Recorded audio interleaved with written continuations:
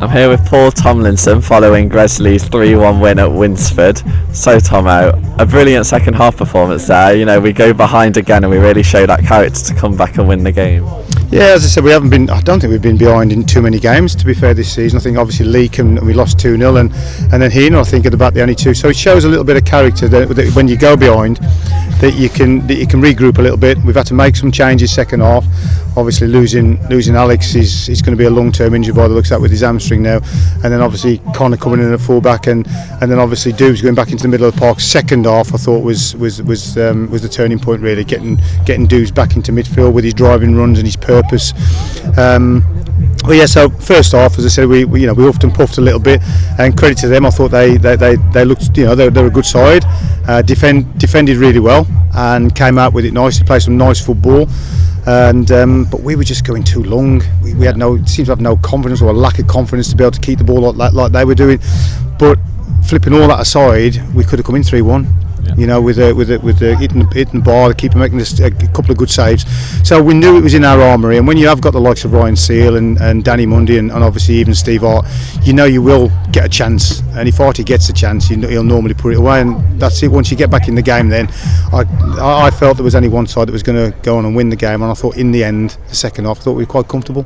Was it words of encouragement at half time then? Because it seemed like immediately that the back-to-back goals really quickly then spurred the team on again. God, we've been great. As I said, we go in there and it's a proper group. There's no need for, at the moment, there's no need for rollicking. For you're not going to play well every game and every half of every game. So sometimes you're still in it, but we've created chances. So that's what we said at half time. It was a really controlled half time team talk. And it was really positive that we're well in this game. We've got the firepower to get back in it. Just go out. Let's keep the ball a little bit more, which is what we asked for. And I thought we did it a little bit better. And then manage the game. And then when your chances come, you take it. And Steve Hart has one chance, one goal. And then you go and score another one quite quickly. And then a third. And he puts the game to bed. But yeah, it was a really, really controlled half-time team talk. There's no need for ranting and raving at the moment with this group. Because they give, even when you're not playing well, they're giving you effort. And they're creating chances. So you can't ask for more than that. I just felt we were a little bit laboured at the back, and I think when you start to understand that Alex has got an heavily strapped knee, and I think that the two centre halves have not been their usual commanding self in the first 45 minutes, and I think we put that down to I think Alex is trying to protect himself a little bit with his knee, and obviously then he's gone and done his hamstring as well.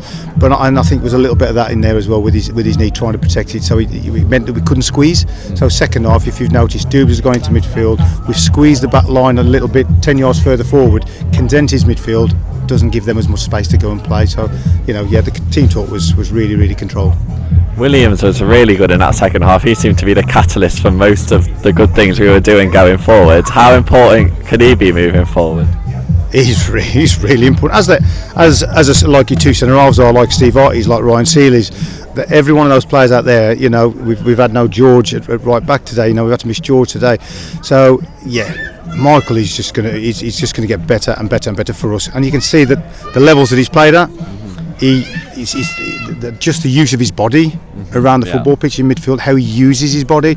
He hardly gives a free kick away, and yet he's getting in there. He's shoulder to shoulder, but he knows how to control his body. He's as strong as an ox, and he runs with the ball, which is from midfield, which is fantastic. And they say that second goal was it or the third, the driving run from him finds Ryan Seal a little sort of sliding rule pass, and it's a goal. It's that simple, but he is key to us. And as I said, yes, we lost something in midfield today in the first half by having to play him at right back, and that's a lesson learned from us. Connor's come on at right back, allowed us to put Doobs back into midfield, and lo and behold, you see a different player. So he's going to be really critical for us for the rest of the season.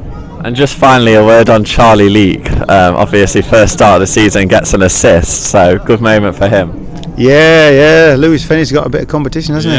As an 18-year-old lad, and we have got with Charlie, he's got a big future at this football club. So obviously at the moment, this is about getting games when you can, and obviously he's got this game today, and he's done exceptions as I knew he would. He is going to be. Gresley's number one, and he's pushing Lewis all the way at the moment. That's why Fenn's he's on top form. He's almost undroppable at the moment, the way he's played. But after today, seeing that as an 18-year-old goalkeeper coming in for his first game for the first team in a competitive FA Vase game, he's outstanding, and he's only going to get better. So I think this club have got a really special talent in the goalkeeper in the future with Charlie Leek. Cool. Cheers, Tommy.